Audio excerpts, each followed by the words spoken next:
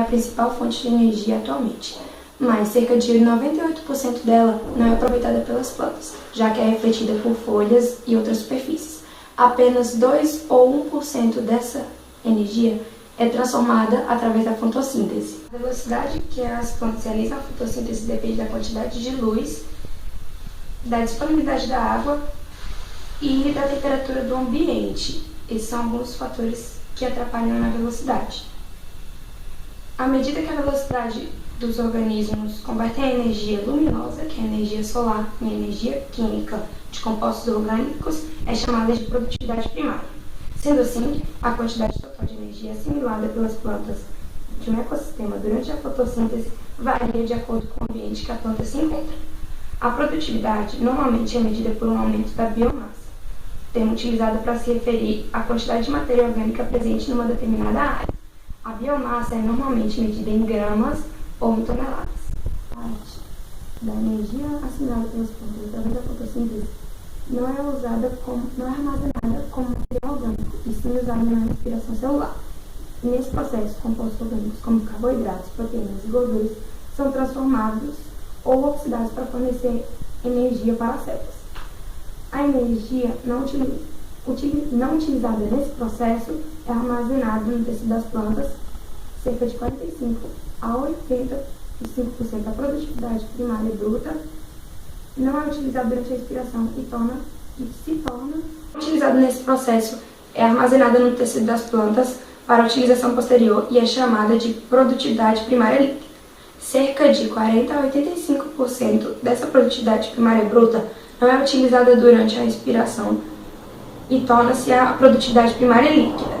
A maior produtividade primária líquida é em ambientes terrestres e ocorre em lugares como pântanos, marismas e florestas tropicais. A base da pirâmide variam de comunidade para comunidade. Nas terrestres, as plantas multicelulares geralmente formam a base da pirâmide.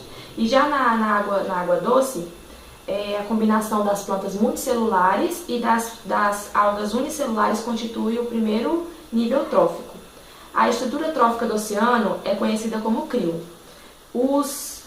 Ao contrário do normalmente, que usam como base de energia as plantas vivas, nesse tipo de formação usa-se os detritos, que não são as plantas vivas, são os restos de planta que caem na água.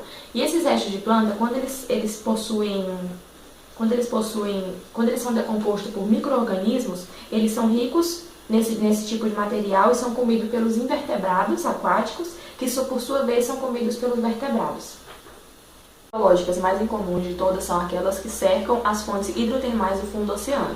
Essas fontes resultam na atividade vulcânica e movimento das placas continentais, que criam fissuras no fundo do mar. A água penetra essas rachaduras e é aquecida pelo magma no interior da Terra. Existem as bactérias oxidantes de enxofre, que proliferam na água morna, ricas em enxofres em torno dessas fissuras. As bactérias utilizam o enxofre como fonte de energia para a fixação do gás carbônico. E, diferentemente de todas as outras comunidades, essas comunidades no fundo do mar, elas são provenientes de quimiossíntese e não da fotossíntese. E o ecossistema é sustentado pela energia geotérmica ao invés da energia solar. Rodeiam essas fontes alimentam-se dessas bactérias, mas outras desenvolvem uma relação de mutualismo com bactérias de enxofre. As comunidades biológicas que cercam essas fontes são totalmente diferentes das outras do restante do oceano. Desde a década de 1980, cerca de 200 novas espécies foram descritas e muitas outras não foram feita a descrição formal e nem dada seu nome científico. Entre as espécies descritas existem pelo menos 75 novos gêneros, 15 famílias, uma ordem, uma nova classe e até mesmo um filo. Eficiência energética nos ecossistemas. Uma pequena quantidade de energia armazenada das plantas, entre 5% e 25%, passa para o próximo animal no nível trófico, que no caso são os animais herbívoros, quando eles se alimentam.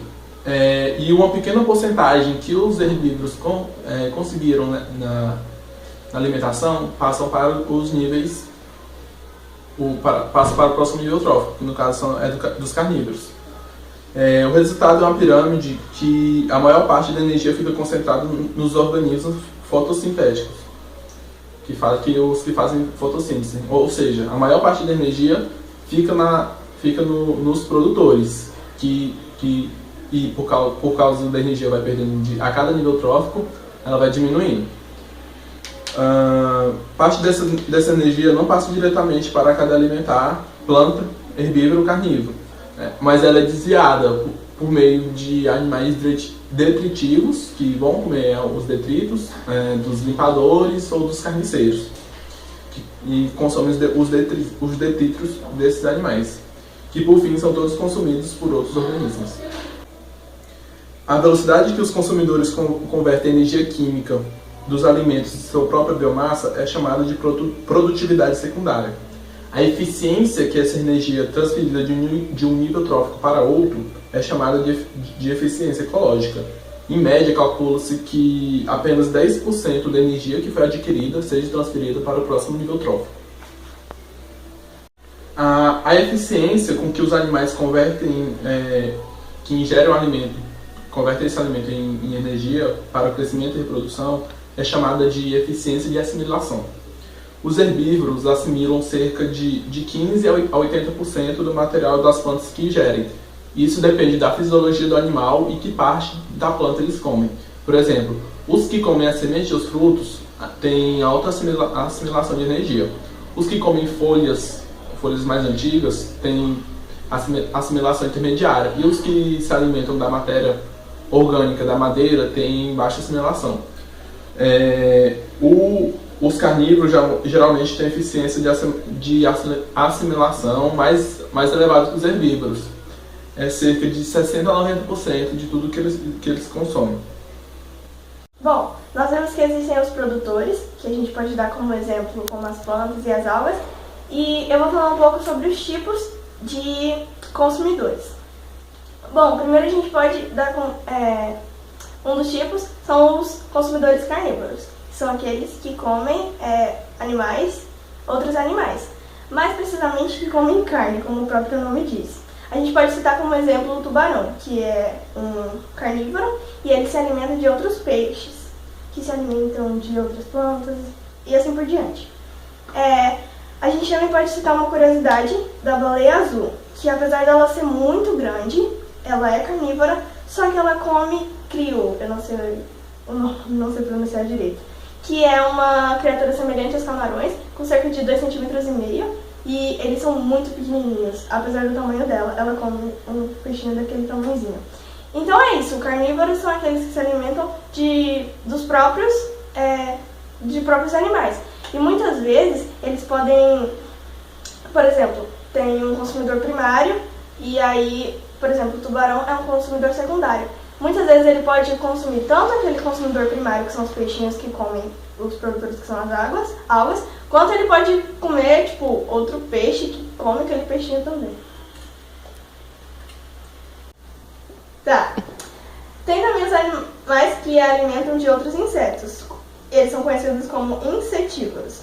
Bom, alguns mamíferos podem ser insetívoros, como as toupeiras, os ouriços, morcegos.